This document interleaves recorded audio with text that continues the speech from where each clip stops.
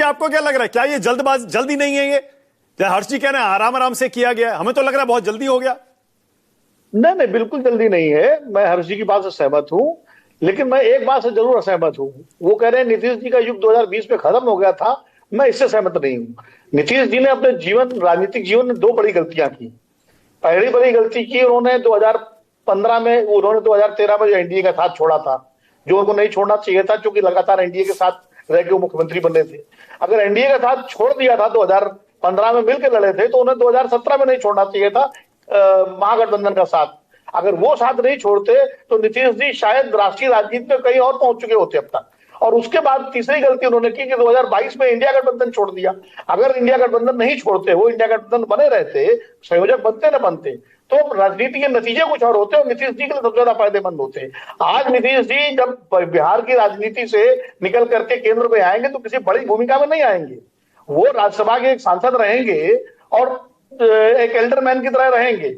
लेकिन जो नीतीश कुमार, जिनको एक जमाने में सामाजिक न्याय के लोग राष्ट्रीय राजनीति में एक महत्वपूर्ण भूमिका तक देखते थे और कई बार तो उन्हें प्रधानमंत्री देखा जाता था, वो महज एक सांसद बनकर राज्यसभा में बैठेंगे, क्योंकि और कोई भूमिका उनके सक्रिय बची नहीं है। उपराष्ट्रपति पद पर राधाकृष्णन जी विराजमान है। राष्ट्रपति पद का चुनाव 2027 में होना, उसमें बीजेपी अपने आदमी को लाएगी, वो नीतीश जी को नहीं लाएगी।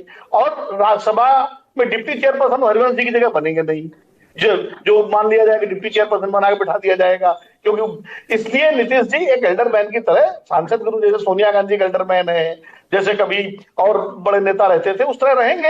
यानी एक तरह से जिस केंद्रीय राजनीति से उन्होंने राजनीति शुरू की थी, नीतीश जी 1970 का चुनाव हारे, 1980 का चुनाव हारे विधानसभा का, 1989 में वो सांसद बने, वीपी सिंह की सरकार में राज्य मंत्री बने, और वहां से उनकी राजनीति शुरू होती है बड़ी। और दिल्ली से ही शुरू हुई केंद्रीय राजनीति से, फिर वो बिहार गए, और आज फिर जब अपने राजनीति की जो अंतिम पारी उनकी जो समाप्त होगी, जब वो, तो दिल्ली से ही समाप्त होगी। यानी जहां से चले थे वहीं पहुंचेंगे वो। विनोद जी, लेकिन आपको ऐसा क्यों लगता है वो सिर्फ एक एल्डरमैन बनकर राज्यसभा में बैठेंगे? ये भी तो हो सकता है कि कोई मंत्रालय लेकर केंद्रीय मंत्री बनकर दिल्ली में वो बैठे।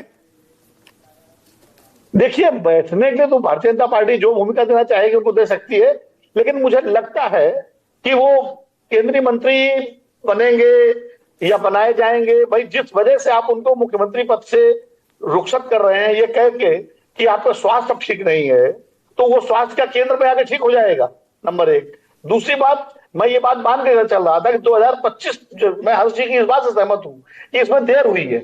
2000 मैं पहले भी कहता था कि 2025 के बाद बीजेपी नहीं ढोएगी अपने कंधों पर नीतीश कुमार जी को, और चुनाव के नतीजों ने बता दिया। 90 सीटें बीजेपी के पास आई, 85 सीटें जनता दल यू की